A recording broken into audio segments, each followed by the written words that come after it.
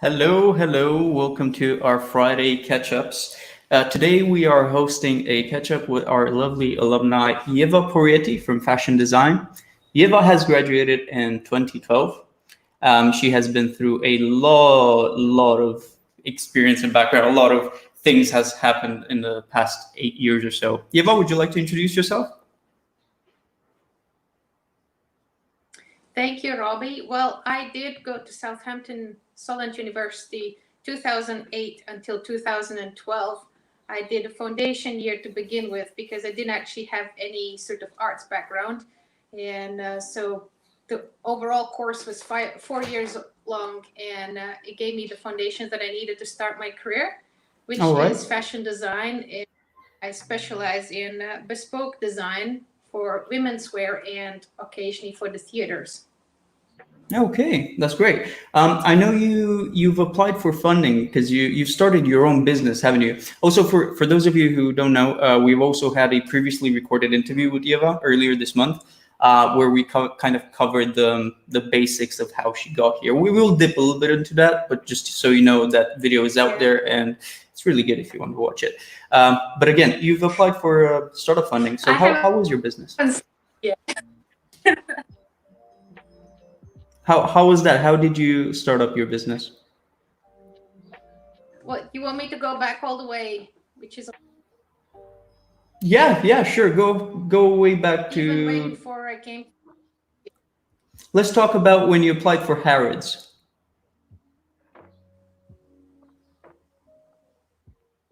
Can you hear us? Okay, we might be having some technical difficulties regarding internet connection. Well, I was already in UK and I had finished.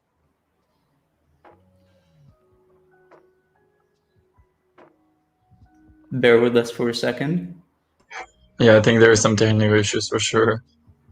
I think it's Ieva's internet connection, sadly. In the meantime, I will brag about my background. I've changed my office, and I think we have Ieva back, actually. Ieva, can you hear us? Am I back? I think so. You're on the phone.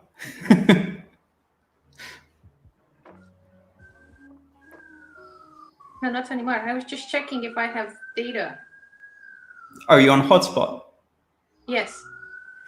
Okay, that might be an issue. Hotspot is not the fastest one, but we'll try to make do, I guess. So we left off at your business, how you started your business. So you were in UK. You applied for Harrods, didn't you? Yes. And how did that go? Well, it's funny you bring it up because that was the moment when I decided to go, instead of being employed, being self-employed or start building my own company, because I applied for several jobs as post-university you do. And one of them was well, I can't remember all of them, but one of them was to be to work in the Harrods atelier. So you kind of do the alterations for people who purchase their dresses there or outfits there. And I got the phone call, and I was in Windsor and Eton already, and I was just crossing the bridge to see if I should take on this shop, the business offer to open up my own studio, or should I go and work in London for a very prestigious department store. And at that moment, the lady asked me several different questions. And up until then, I had already done a lot of alterations, or I had made custom-made pieces for people. And I had very little complaint rates. So most of the things were always delivered on time and to the client's expectations. So she was really impressed that I have not dealt with a lot of complaints or customer dissatisfaction. Yeah. And she said, well, we will put you forward to the next level. And I was like, well, I may not, you may not need to do that, because I think I'll be starting my own business. And that was how it was. I crossed the bridge and I was like, all right, well, this is it. I'm going to go and try it myself. Because if people say it's great that you don't have many complaints from the work you have done already, then it kind of gave me that assurance that maybe I can do it on my own. I don't need to work in a department store before I set up the business. And I was probably 23 or 24 at the time. And I was like, yay, let's do it. Fair enough. But there you go. You crossed the physical bridge, you crossed the metaphorical bridge. You went from being employed to your own business, which is great, actually. It worked out for you, didn't it? Somehow. Yeah, I would say it did. Because you have to learn a lot of lessons when you do start something. And sometimes when you are young like that and you don't have much experience, but somebody gave you the courage, just enough to start it off, just even a little bit, then you kind of go, yeah, I think I could do it. You know, you kind of, a lot of people have said that people sort of, when they have just graduated, they are a lot more ambitious and a lot more not exactly carefree, but a lot more courageous. And their ego is a lot higher than it is later on, because that's what you experience during your 20s when you kind of think, oh, I can do it all. And then it slowly kind of deteriorates your ambition or your ego. And it's not always a bad thing, because then you kind of think, okay, maybe you kind of rethink what you're doing and what other people are doing and what people are saying. And that's all. Yeah, you did mention in our interview that you would really advise students to take this time now to build up their resume, maybe to look back and make sure this is where they want to be in the industry. How did that work for you? Did you find it hard to find your place in the industry? Yes. Okay, because I know you said at some point you might have to make sacrifices and end up in the supply line instead of the actual creative part. Yes, that was, I guess what worked for me was that I knew I had some kind of vision what I would like to do, which was very much doing bespoke and have people coming in and they tell me what they're looking for and I make it for them. So when I was applying for jobs, many of them were computer-based or certain setups that I knew I wouldn't last very long because it wasn't what I kind of visualized to do. And although they're not, they're great jobs, they're still within the fashion industry and you might travel a lot more, a lot quicker than if you do it yourself. But it was missing, for me, it was missing the physical touch of seeing the fabrics, visualizing what it could look like, getting to know the other person. So I was always going for a more personal service rather than just making something that is high units and flies off the shelf. And you don't actually see the customer and don't have that interaction. You did work hands-on with fabrics from a younger age. I know you did say that somehow that was sort of a blessing and a curse at the same time because you found your niche and you stuck to it. Yeah. I'm really bad with fashion, so I really don't know. I couldn't tell you what this is. I mean, it's a t-shirt, but not the material, But what is that niche about? because I know you mentioned structure, garment structure, the wovings and everything. So how does that, what is your niche? Oh yes. Well, this is where a lot of people just say, "All right, I'll leave it with you," and then you take care of it, because the technical things of fabrics and so forth are it's sort of a science and a study in itself. Okay. Just like yourself, a lot of people say, "Well, this is a shirt and these are the trousers," and you wear it, and then if I would present you same shirt, same trousers in different types of materials, you would immediately know what I'm talking about. You know, jogging bottoms are trousers, but the material is completely different. Skiing trousers are trousers, but the material and kind of the science behind the material is completely different to anything that your suit trousers would look like. And that's what I noticed. So when I was, how old was I? Probably 16, when I really kind of started going to the stores myself and explore all these fabric options that are there. And as soon as I touch it, I would be like, oh my God, this would make something like a really nice dress or a really nice jacket, or this would be great for a little trim on a top. So for me, it was, once I see, I can visualize what it could be. Okay. How old And were that's you where, when your mother took you to the store and you bought your sewing machine? that was probably, well, I think the earliest I remember making a skirt for myself and a little top was, I think I was 11 years old. Okay, so And that's quite early. yeah, and I'd go through the cupboards that my mom had, because back then you would kind of, I guess somebody must have been, before that in a family, must have been, somebody had left all the sort of fashion magazines or the pattern magazines and some of the fabrics. And there were a lot of skirts that I admired that my mom had. And I was like, oh my God, if only I could cut this up and make it into something else, that would be, that would be my kind of dream job or creation. And of course, I was not allowed to cut anything. Eventually, we were allowed to sort of recycle some of Dad's old ties, and that was about as exciting as it got for what we were allowed to cut up and not.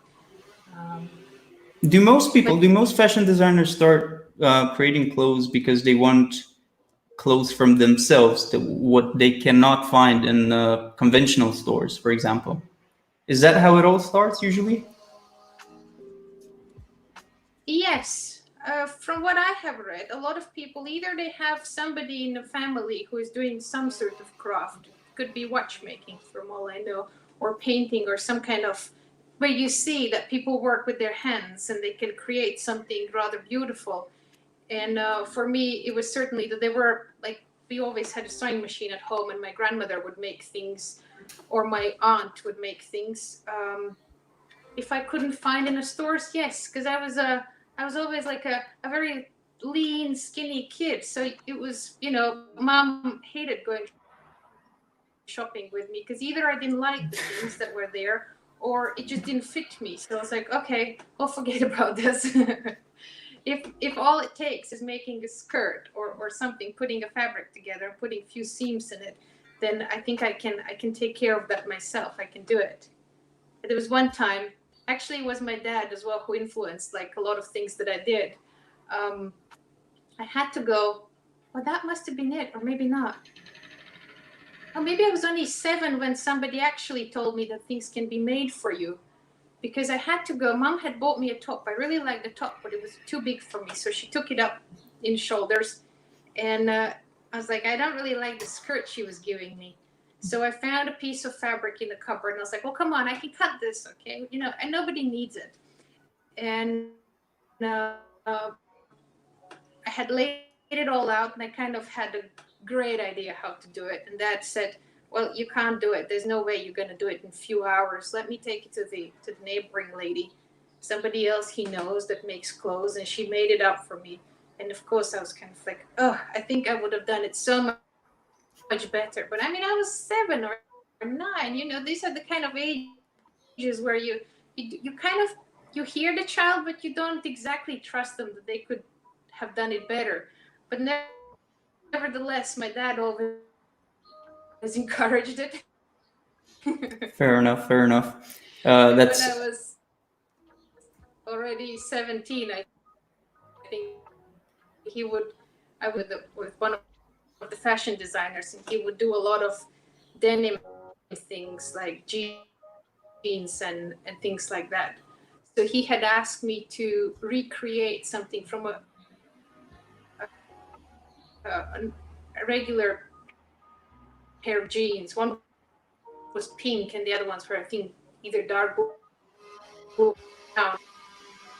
Okay, I think we have some slight connection problems. Meantime, we do have a question from Nikki Curtis. He gave me these jeans, and I made something for men as well, like men's jeans. And then my dad put it on, and he's like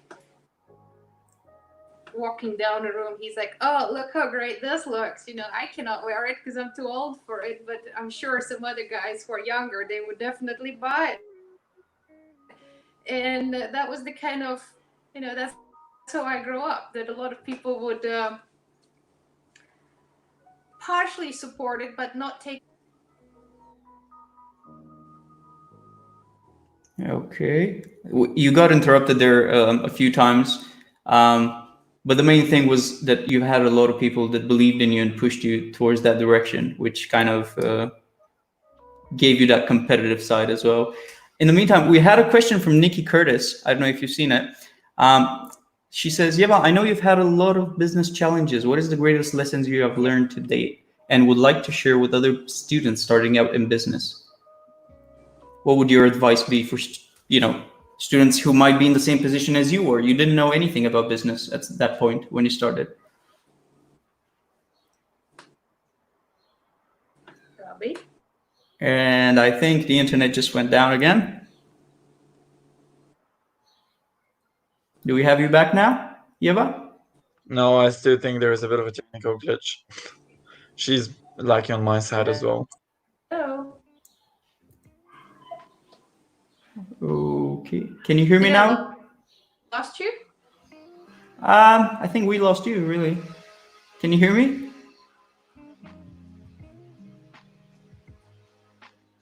Well, we'll give her a second to reconnect. Yeah, I was gonna say, I'm gonna ask her to kind of log in, log out type of thing. Let's see if that's gonna work. Sure, it's here. Thank you, CEO.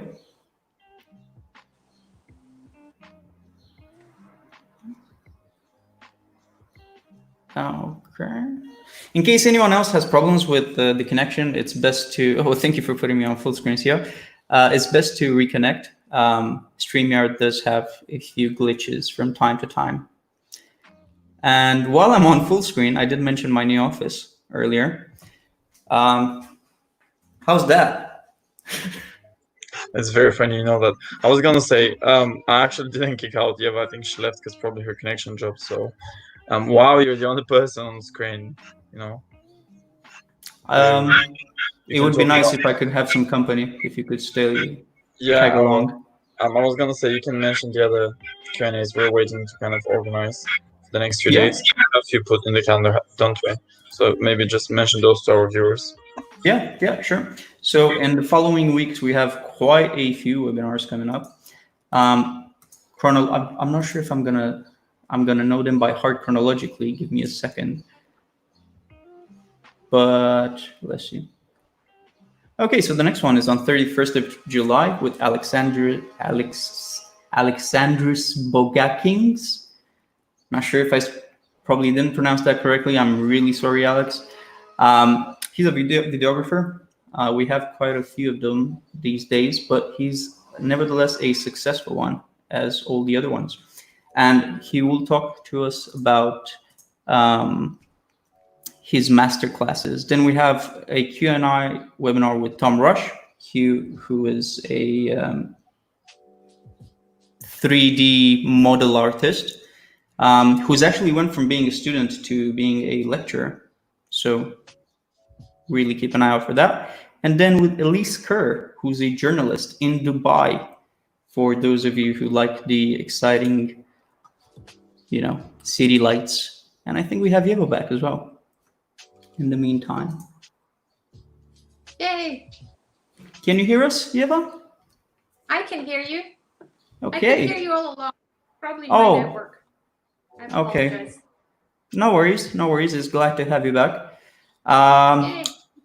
so we left off on Nikki's Curtis question. What would your advice be for students who would start up in business and would be in the same position as you were, because you were about 23, 24, you didn't know much about business.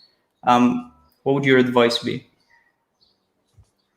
My advice would be always, if you do come across a situation that you're not familiar with, or there's a challenge or something, then always take your time resolving it and seek a second opinion.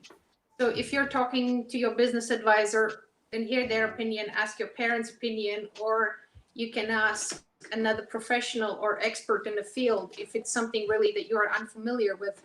And that sometimes broadens the perspective or highlights some areas that you may not know and helps you resolve any issue that comes your way. Because it's normally, you know, as long as you can talk to somebody else outside your initial bubble, then I think that has always helped me, that I often ask more than one person, and then to be safe, check it online how to handle such situation, and then resolve it that way. Do you think students find it hard to take advice from professionals?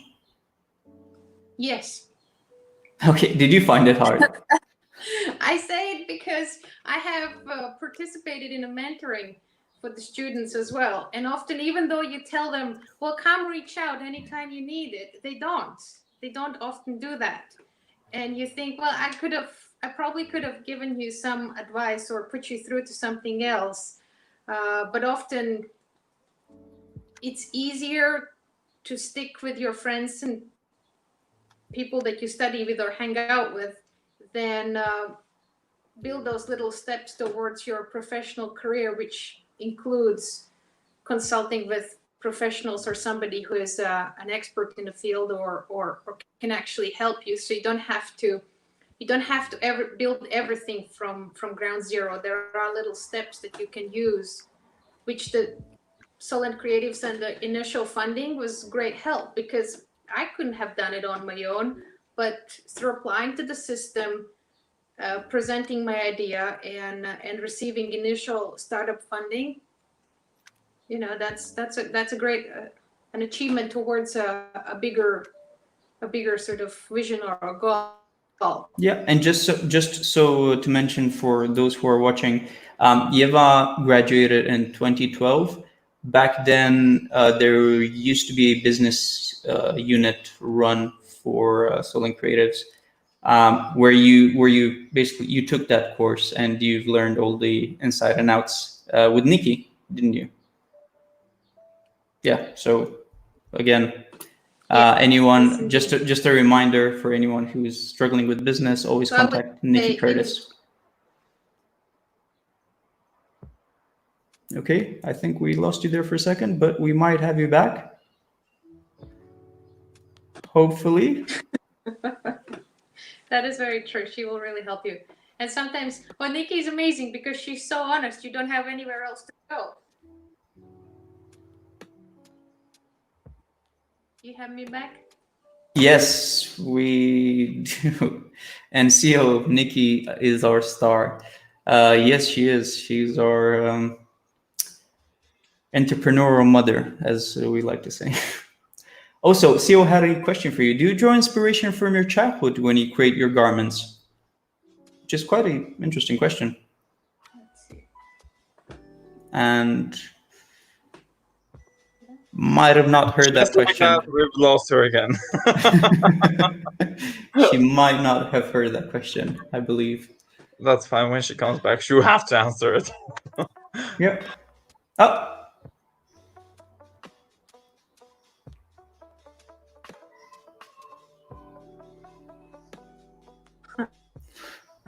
She meant blunt, Nikki. I think she might have said bland, but she meant blunt.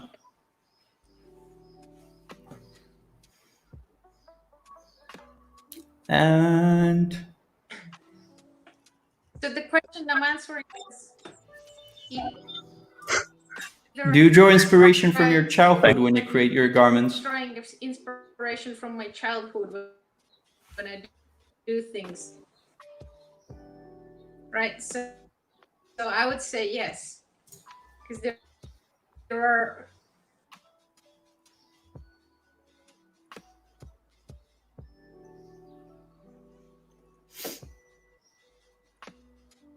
Okay. So I would say the inner child is what kind of triggers a lot of accidental experiments and some kind of ideas that you didn't think you would be exploring. Okay, I don't think we've heard the full answer there. We might have a stable connection now. Would you mind repeating the beginning of the answer? I know it's roughly a yes, basically. It's roughly a yes, but not exactly, because I said I reconnect with the inner child in yourself, where you have that sense of playfulness. You want to discover things or experiment with things, and you feel like there is no right or wrong. And then you see, does this work? That doesn't work. And you draw some things, or you do like, I often do a lot of small activities, which some people may think it's a little bit crazy to do that. But and as you can see, I had my board here. I do little watercolor drawings, and this one has, oops, which way? Stickers and so on. So it's, it's like a childlike kind of activity, but it helps me create. I can't remember who said that adult people who don't lose their sense of wonder are the children of the future, or something like that. It's a philosophical thing. But yes, so you do get your inspiration from childhood and your sense of, wonder. Also, I was going to ask from the beginning, but I wanted to get the first questions out of the way. What is that behind you? Is that a paint? Is that a piece of garment? No, that is it's a collage. So I have a friend of mine had, she's an interior designer. So when I was moving in this apartment, she was getting rid of some, different things. And these are actually 3 bits of wallpaper. Oh, And okay. because the only table I had in my apartment was round, so the whole piece is round. Yeah, I thought it's an elaborate dress pattern with flowers. I was going to ask about it. Oh gosh, amazing it was. No, but it's Idea. It's supposed to be. Yeah, I mean the wallpaper is so beautiful, and that's what's interesting, with knowing different people that are also in the creative field. She's in interior design, so we would go to Chelsea Harbor, the design center, and look at different things. And she gave me these wallpapers. She's like, I knew you will appreciate it because it has so many colors and different textures and so forth. And I truly did. So, and it brings a lot of joy when I look at it on this big plain wall, otherwise plain wall. That's good. Regarding your funding, because you did mention you have received funding from Solent Creatives. Unfortunately, during the time of the funding, that was a tough time in your personal life. You lost a loved one, so you didn't really quite get to make the decisions you would have wanted to fully, gain much from the funding itself, so to speak. Would you advise students? What would your advice be for students who would like to apply for the funding in the future?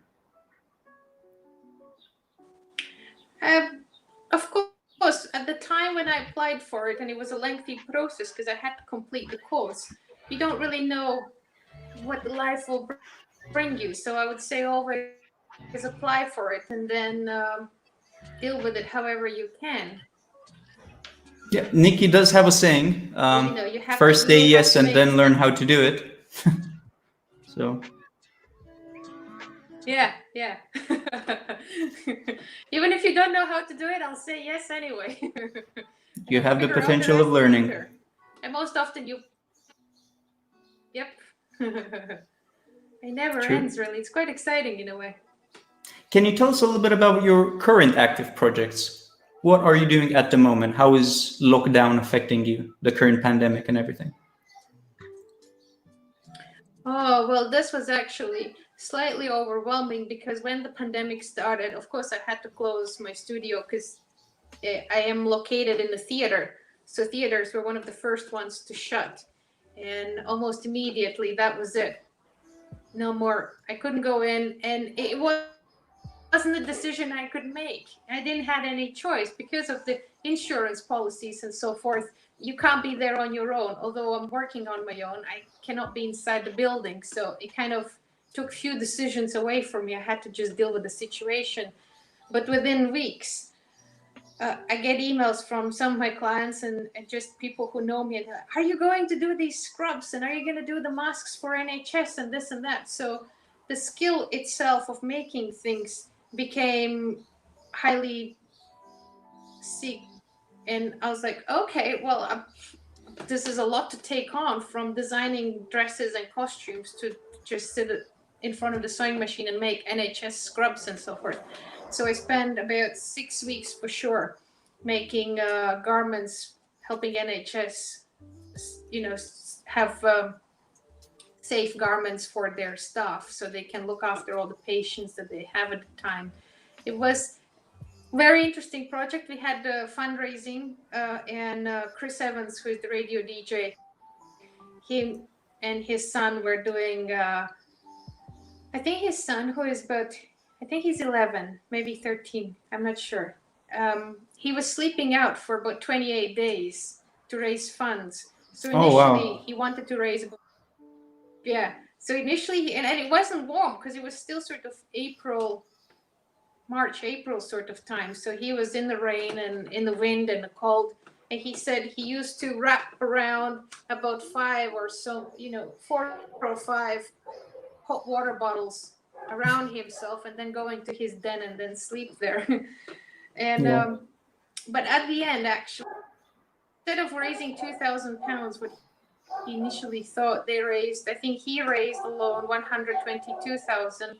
And his father then organized a celebrity auction and it raised additional 1.2 million pounds.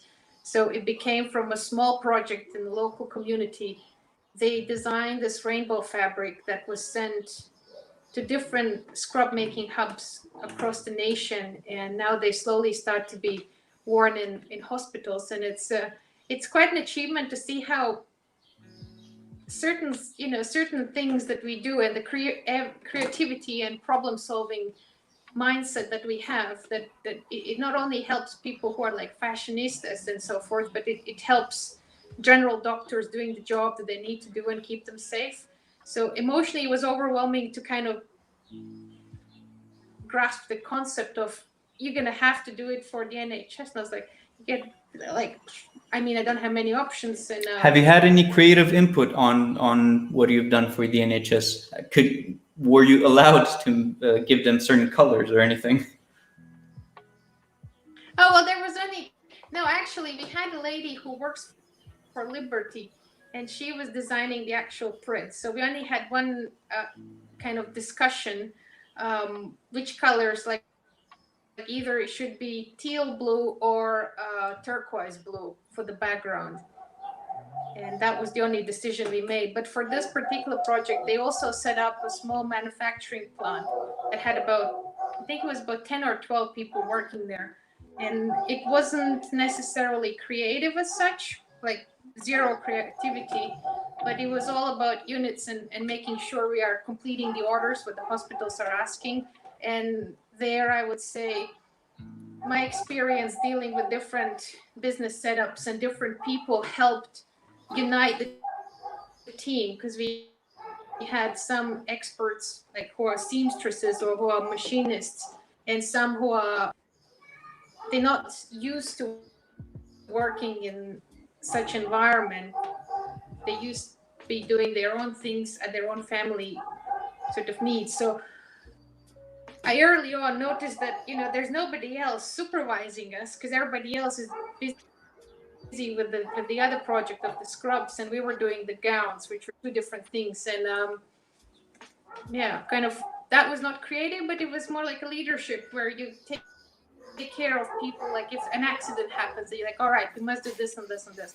Or somebody's running out of some supplies. All right, let's report to the such and such person. So it was slightly different to what I normally do, but the certain things that I had learned along the way enabled me to do so. So it was, at the end, it was success.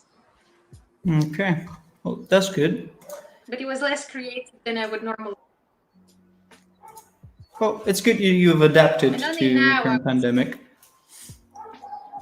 Sorry? Yes, I mean, you had to adapt to it. And now slowly I start talking to the suppliers that I have for my projects, and they all are kind of only now returning back to work. So I didn't miss anything, didn't fall anywhere behind, because nobody's really industry I'm in. Either you could help and raise funds and donate fabrics for NHS, or just do nothing, I guess. Yeah. Well, that was it, guys. I think we can wrap it up. Those 35 minutes. Any last advice you would give to students, specifically in the fashion industry? Anything to look for in the future, to look out for? To look for in the future. Will be interesting. I think currently you must read the industry blogs, news, networks. There is Business of Fashion, which always gives a lot of sort of articles and news. And Vogue has a new setup for business as well, and they post different analysis and what's happening in industry. So if you're expanding the circle, please do look at these sort of broadcast Basically, be channels. up to date with what's new and what's hip. It's someone old would say.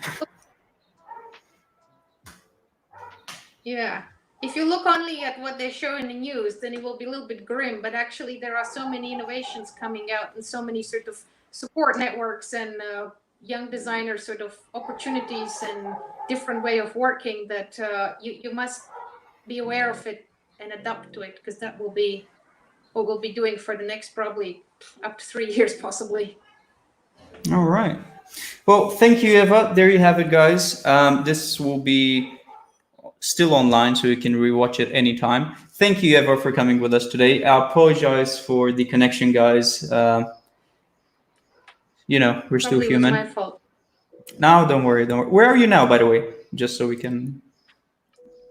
Are you in London? Or? I'm just outside London. Okay. Maybe that's why. Windsor, so, yeah. Oh, that's why. All right. That's why. All right, guys. Thank you for coming. Thank you for watching us today. And do watch the session on 31st of July with Alex. All right. Thank you. Have a nice one, guys. Bye.